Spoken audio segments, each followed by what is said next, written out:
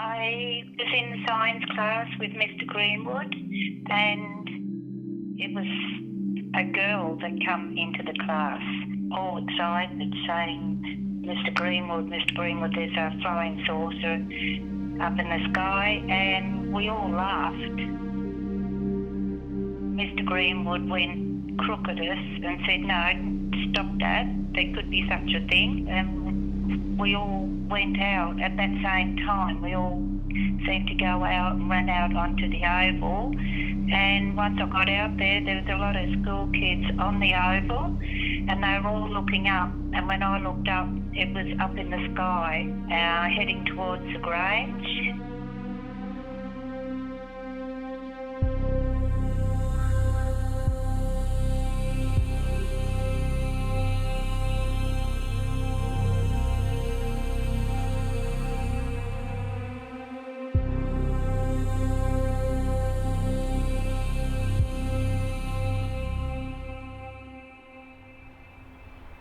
One had landed in the Grange, and as I approached it, there were two other girls that got there before me. They were both on the ground. One was screaming and the other one appeared to be fainted. A fairly close friend, she'd emigrated though from, I think, Yugoslavia, so I used to call in and visit her on my way to and from school sometimes, or she'd walk to school with me. She's the one who collapsed on the ground and was taken away in an ambulance. Then she didn't come back to school, and I went to the house to visit her and was told that she'd never been there and wasn't there. So it was a real mystery. She just disappeared. A woman that opened the door of the house said, no, Tanya, not here. So she just disappeared. She didn't come back to school, and I never heard from her again.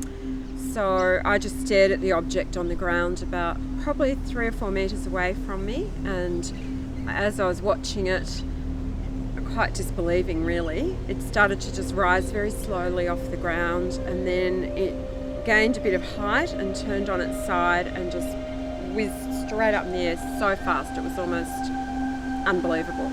And they just seemed to disappear into thin air. And then of course there was people running everywhere trying to think what's going on. So then for some reason, I don't know why, but myself and quite a few of the others had run to the fence near the road, because I think there were cars or something that we weren't sure what was happening.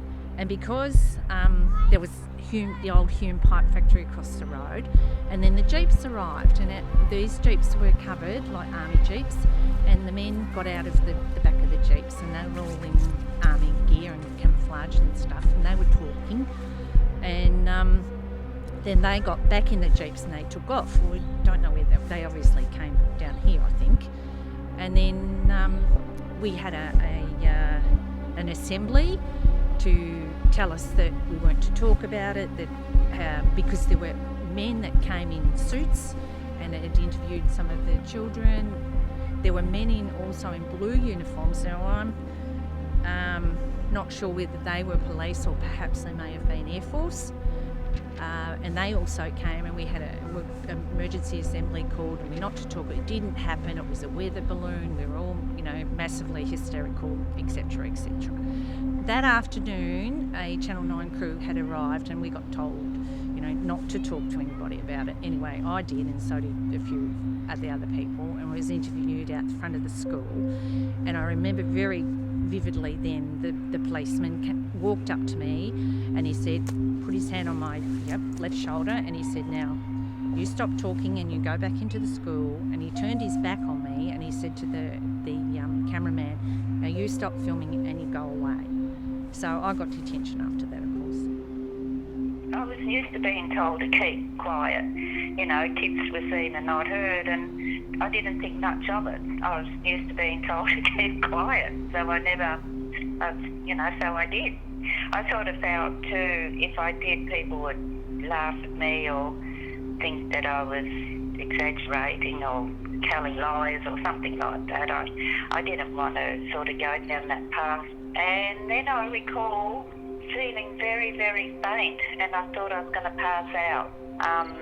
Whatever happened after that, I don't know. I don't think I passed out or anything, but I felt quite ill.